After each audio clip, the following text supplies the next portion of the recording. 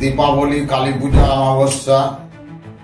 এই অমাবস্যা রাতে তারাপীঠে কি হয় আপনারা জানেন?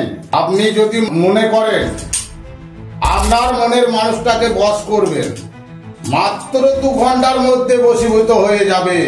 এই রাত, এটা কোনো সাধারণ রাত নয়। 19 তারিখ ও চতুর্দশী, 20 তারিখ কালী পূজা।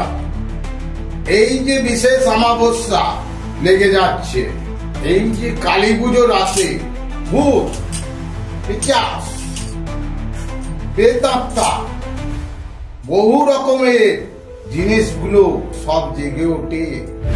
আপনাদের আটকে থাকা কাজ এই যে কালী পুজো রাতে আপনাদের সমাধান হয়ে যাবে। আপনারা এছাড়াও যদি অন্য কোনো কাজ করাতে চান, বশীকরণ, উচ্চাটন, মারণ ক্রিয়া, সেইগুলো যদি করাতে চান, আমার ওপরে দেওয়া নম্বরে এখনই যোগাযোগ করুন।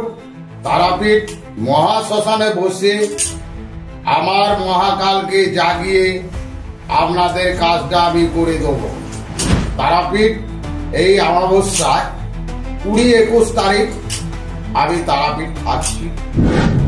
সরাসরি আপনারা চলে আসুন, উপরে নাম্বারে আমার সঙ্গে সরাসরি যোগাযোগ করুন।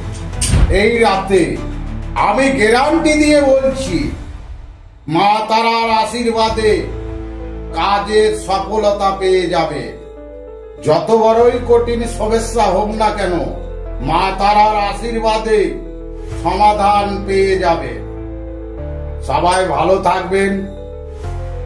জয় মা তারা, জয় গুরু বামদেব, জয় মা কামাখ্যা।